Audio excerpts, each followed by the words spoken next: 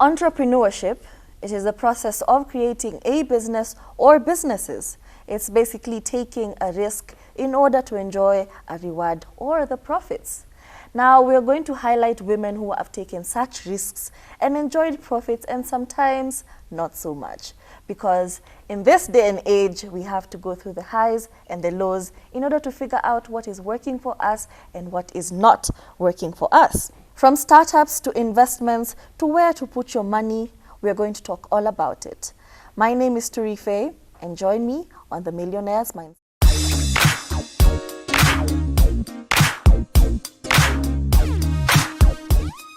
Joining us today, we have the CEO and founder of Punny Crafts. Now, this lady has taken comedic genius to a whole new level. She has turned ha ha ha into ching ching ching. Now, it might sound corny, but she is reaping off of comedy. Hi, Joy. How are you doing? I'm all right. How are you? Please introduce yourself to the audience. Tell us about, who is Joy, what is Punny Crafts, and how did it come to be? Punny Crafts. Yeah. For the longest time, so I'm a very artistic, visual individual. Yeah. And I like gifts. I like making those two small, cute things. And most of the time, I used to enter bookshops or gift shops looking for specific items that would make me happy or like my friends happy. But I'd never find anything that's as Kenyan as I'd want or funny. Like you'd get or the generic or relatable. So just happy birthday, like with flowers and cakes. And it's like, come on, there's more to life than just this. So one day, just during my internship attachment during uni, nilishuka mat and just went down to River Road with a sample card and asked them, do you guys make these things? And they're like, yeah. You just bring your designs and we'll be able to make this. And that was the beginning of this beautiful journey. Awesome. Yeah. Now, is it something you had always thought of? Is this where you thought your career would be going? Or did you have a different educational background and then you just happened to stumble upon this business? So my background is in financial economics. Ooh. That's what I did in campus. Okay. I didn't think I'd get into business. However, all along high school campus, I always had businesses going on. Like business comes naturally to me. I don't know if I can say that. Yeah.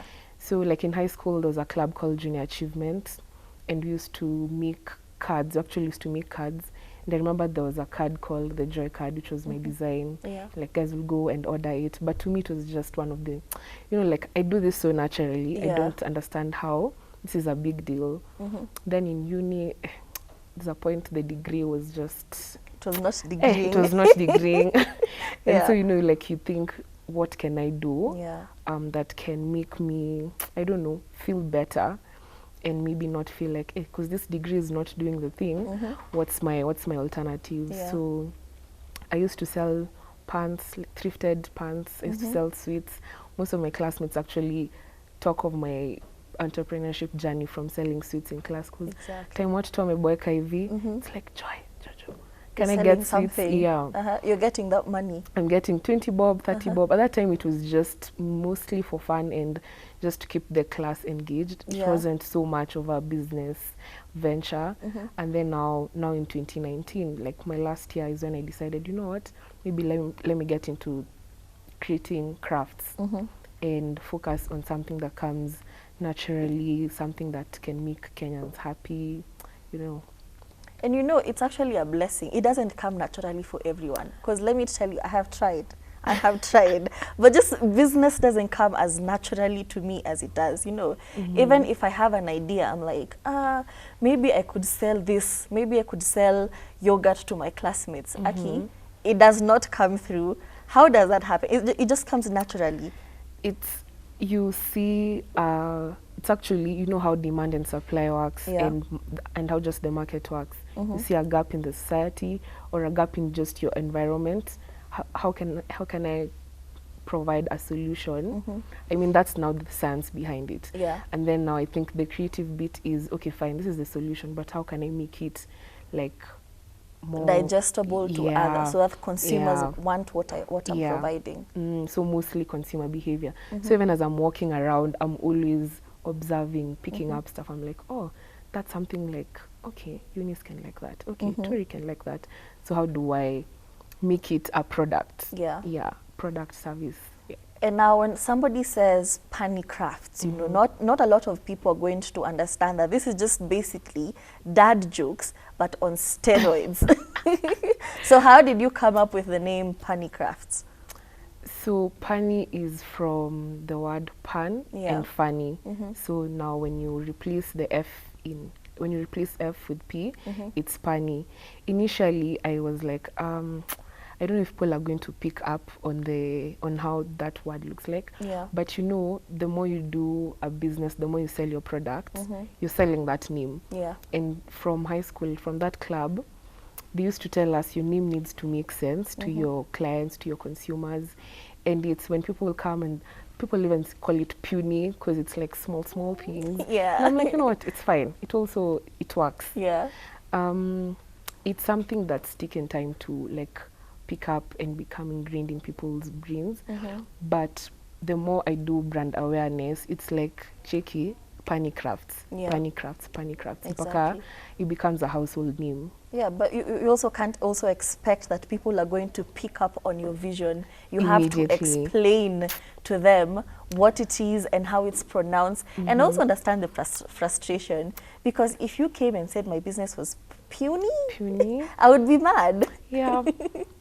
The first few times it used to be like, damn, there's a double N, why are you calling it puny? And then I don't know if I used to make a face. Maybe the initial times I'm like, come on guys, it's punny. It's punny. Like it's even a pun. It's the business. We used to do polls on our Instagram and ask guys, how do you think it's pronounced? And so many people used to write puny. And I'm like, you know what, it's fine, patience. Gonna take time. Relax, Wusa. Don't punch somebody. And speaking of Instagram, I've seen that you have a huge and engaging online presence, because sometimes it's one thing to have a huge, you know, online presence, but also the engagement. And I've seen you've had a lot of that. How did you do that? Because it's hard. You know, that's the one question when people ask me, I'm like, it comes naturally. No, it does not. Let me tell you, engagement on social media, it's very easy for you to get followers, but followers who actually engage with your content and reply, because I saw your comment section, I was like, wow. I think it just goes back to the fact that our brand is rooted in being Kenyan, and it's not the whole black, white, red, green flag. It's your day-to-day. It's your mama mboga. It's you at the supermarket. It's you on Twitter. It's you literally doing, it's you here, you know. Like even tukitoka hapa hivi, I might have picked something up. And as I'm coming up with content or products, I'm like, oh, this is what producers do. Or like TV show guys, this is something they say. And you just sneak it in, and then someone's like, guy, they know that. Yeah, like, so we might end up as a meme, or we might end up as a very successful card, okay? You know, it could go either way. Yeah. That's insane. But also, have you also gotten into the influencer culture? Because I know it's one of the methods that businesses use to get their product out there for people to talk about it. Have you had have you experienced getting influencers to talk about your business? Initially, I remember when we were coming up with ways to push our brand out there, we had influencers as one of the ways, but not even your big influencers, because you realize engagement, or like it's easier when you're using a nano influence, I think that's what they're called, because they have better engagement, they're more in touch. Community. Yes, they're more in touch with their community.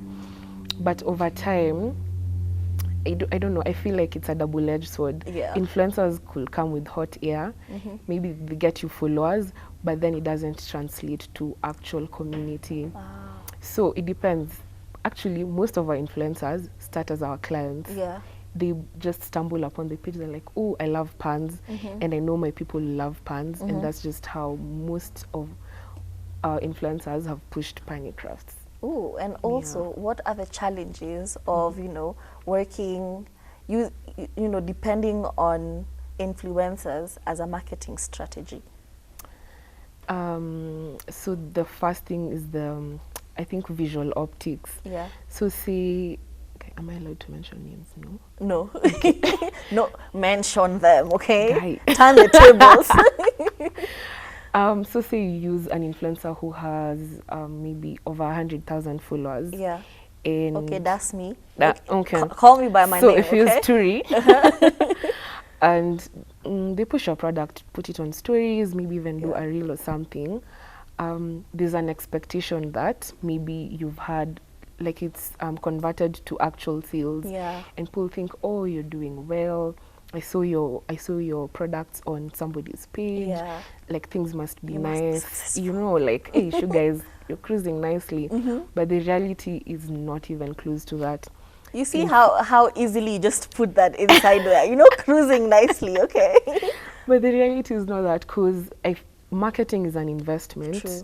And it's mostly long term. You come to see your results maybe 3 months down the line, True. 6 months down the line. So first of all, being this, it's called Snapchat generation, where there's instant gratification and all that. You think you get an influencer today, then like your sales tomorrow or like that same week. Yeah. Yet now you come to see your results further down the line. Yeah. So maybe that's maybe one of the downsides. But the moment you realize that, you know how to pace yourself. You know how that this is an investment for today and I'm going to see the ROI much later, and that's okay. Awesome. Yeah. And also, I'm going to get a little bit messy. Okay. Have you ever sent products to an influencer and then they just enjoyed the products, you maybe sent them to a loved one, used your products, and then didn't, deliver the deliverables that are supposed to be done? Not so much. I think maybe once, but that was a long time ago when I didn't understand how influencer marketing works. Yeah. And maybe weren't so clear with, the communication and what's expected. Yeah. That was like 3 years ago. But right now, no. We actually have People are nice now. Yeah. It must be nice. Yeah, it is. Other businesses are suffering, but it must be nice. It's good to see you thriving.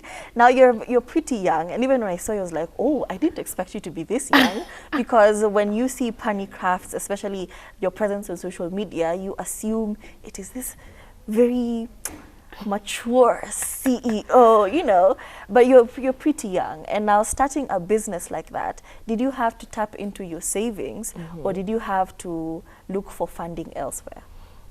So as I had said, I had a few other businesses when I was in school. So I like to call myself a serial entrepreneur. So I used to, like, all the money I got from those businesses used to be returned back to, what's that word? Money from those businesses were part of my savings. And then starting Punny Crafts didn't require high capital. Yeah. So it was mostly you get maybe 1,000 bob today, the entire 1,000 bob goes back to the business, make more sales. So it was slowly reinvesting back into the business. And my parents helped me out as well. Nice. Yeah. And now, speaking of parents, what do they think, about your business now? Because I took my daughter to the university. She was doing financial economics, and now she has this whole other business. Yes, I'm going to be supportive, but maybe I have some resentment about it because I thought she would go corporate. Yeah. Were there such feelings? Oh my God, for so long. Yeah. But I'm stubborn, and once I set my mind on something, no one can tell me otherwise. Up till I prove myself wrong. When I was finishing uni, I was still unsure whether I want to go the business route or go get an internship, look for a job, climb the corporate ladder. Yeah. But I already knew that journey isn't for me. Even if I'd go there, eventually I'd leave at some point. True. So once, actually, COVID is what solidified my decision. Yeah. Because like around March, I had told my dad, this is what I'm selling. The business it's okay. It's slowly picking up, and I know the more effort I put into it, and if I focus on it, I'm actually going to see results. Maybe not now or even a year from now, but if you give me this time, let me show you that I can actually do it. And it's like, apana, you've just finished your degree, go get an internship. The path you've chosen, like, you know, has, like, you're assured of a good salary, and your parents want the best for you. True. You know, like security and all that. I was like, I understand, but my heart is not there. Exactly. So, but I remember just telling myself in my mind, I'm not going to ask them for upkeep or anything. Yeah. At least they know if I can fend for myself, Yeah. I can do something. So my dad was like, okay, fine. I actually told him, if this doesn't work in the next 3 years, I'm going to look for a job. As in, ni sawa, nitakubali, Yeah. I will go get an let office me job, try but what let me I need just to do. try. Yeah. Yeah, so the first year, they were not so keen on it. Maybe a few times, because mostly I used to do deliveries on Friday, or maybe I'm working late, because I mean, when I was starting, I was doing everything by myself. So I'd pack like late into the night, then like in the morning, you know, like respond to DMs and whatnot. So my mom was just there like, haya, ujalala bado? Then my dad is asking me, is business okay? I'm just there like, yes, we're breaking even. But at the back of my mind, I'm like, we are struggling, but no, we need to make this work. True. Yeah, but then I think after maybe 1 year, then they started seeing, you know, like I'm coming home with stock. I'm coming home with boxes. It's like, oh, so this thing is actually picking up. Then now they're like, oh, so now if you need, like, don't hesitate to ask for help. Yeah.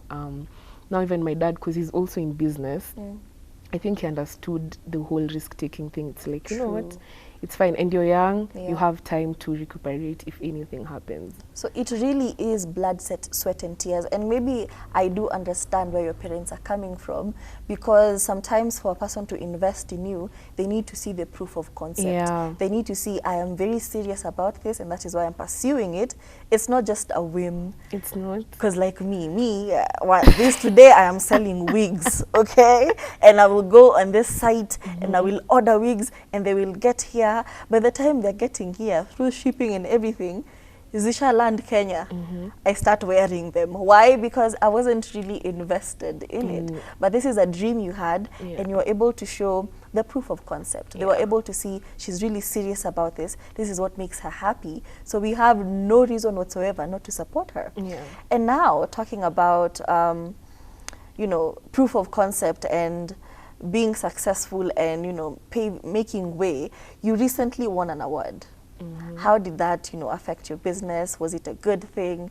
Was it more exposure to other markets? Was it a proud thing for your parents now? I think that was one validating moment in my journey, because I mean, for the longest, yes, I believe in myself. I know we're doing amazing work. It shows even like in our revenues, online, the community we've built. But the moment an external party recognizes your effort, it's like, oh, so you guys actually see what we're doing, and it's like, it's not in vain. Like, oh, this is actually real. This is as credible as it gets. So I think it was, I remember when we were receiving that award, I was like, oh my God, Joy, this is like you know how like you run a race, then you get to the end, and then it's like, now next level, now you need to do more. You need to tap into bigger markets, whether it's B2B or, you know, like I think for the first 2 years, it was mostly me asking myself, does this business make sense? Like, I'm selling to you a greeting card. Actually, my dad was like, Ati, what's that you're selling?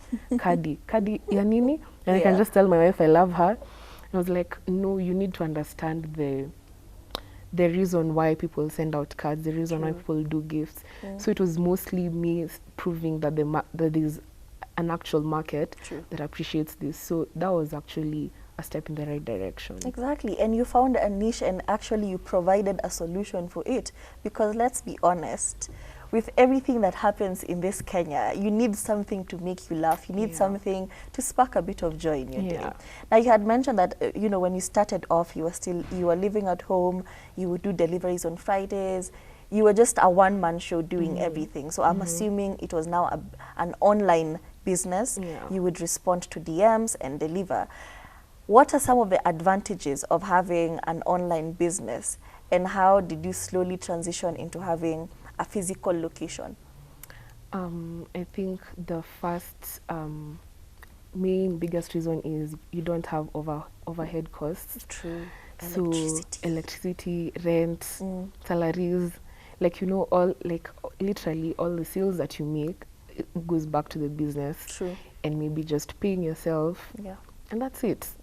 And all the effort you put, when someone buys things worth 5,000, you know, none of that artist doing and that to do, except suppliers. Yeah. And that's part of the business. So I think the overhead costs, that wasn't a worry. So at least you can focus on growing your business. True. What would be the other thing? I think mostly just the cost. The cost. It was efficient. It was, yeah. Yeah. And how now did you slowly translate into having a physical shop? Did you feel the need? Yeah, these orders are getting too much. We now need somewhere people can come in. I remember towards the end of last year, because we just moved to a physical location start of this year. Congratulations. Thank you. I did 2021. So now, even now, we're headed towards gifting season. Yeah. I know the workload will be a little bit more. But last year, I had not anticipated that. So I know, yes, of course, orders zitakuwa mob. It's Christmas. It's all that.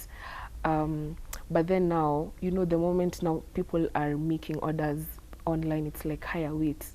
We actually have this much of, like, our community actually translates to this number of sales. Yeah. So, like, people used to come, like, where we used to do the deliveries used to be part of the, I don't know if you know this business model, yeah, rent a shelf. Yeah, I do. So you just get like a shelf where maybe you just drop your deliveries, your clients come, pick them up, and that's it. So guys used to come, they're like, no, you guys, we need your own shop. Yeah. Cause like you'd go there and find like a long line of people, and they all of them are Punny Crafts clients.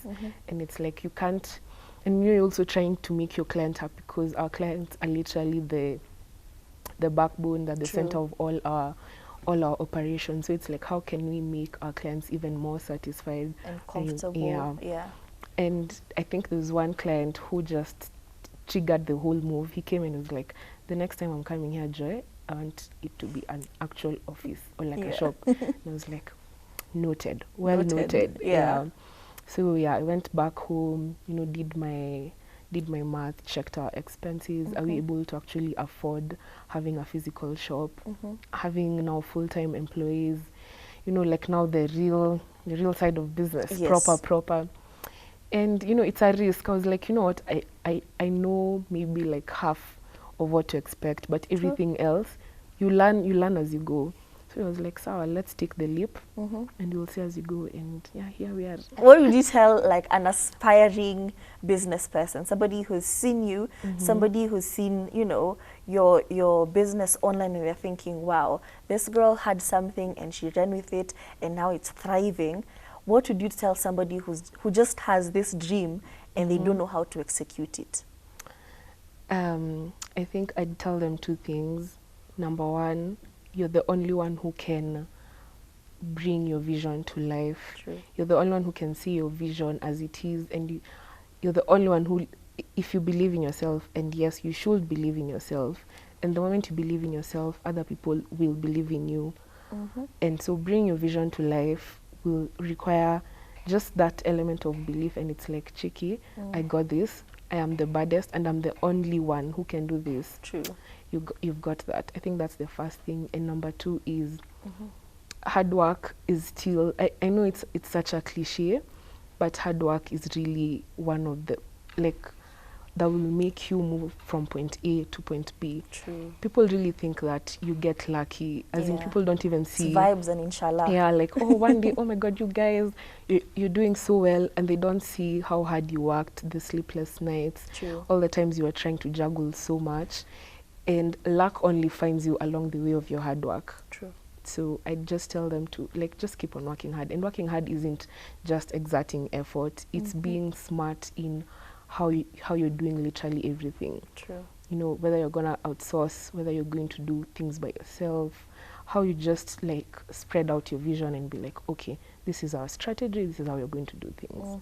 Yeah. And now, for people who would like to, you know, get a card from you, get a naughty card, a funny card, a very punny card, you know, it's everything, dark humor, very dark humor, baby, if you ask me. Where would they reach you, especially on social media? So it's Punny Crafts Kenya on all social media platforms. So Punny with a double N, Punny, Crafts Kenya, Instagram, Facebook, Twitter, all that good stuff. And our physical shop is at Digital Shopping Mall along Moy Avenue in CBD, Shop M11 on first floor. Come for vibes. Exactly, vibes, vibes, vibes. So ladies and gentlemen, that is Joy Mora. I feel the need to call her by another name, and I even told her that. So ladies and gentlemen, Joy Mora, creative director of Punny Crafts Kenya. She is spreading joy, making you laugh, and making a dime at the same time, because women in business are killing it, and they are the backbone of society. So for this and more, you can always reach out to us on Ebru TV KE on Facebook and Ebru TV Kenya on Instagram and Twitter. Please feel free to give us your comments and your thoughts on this conversation. Bye. See you later.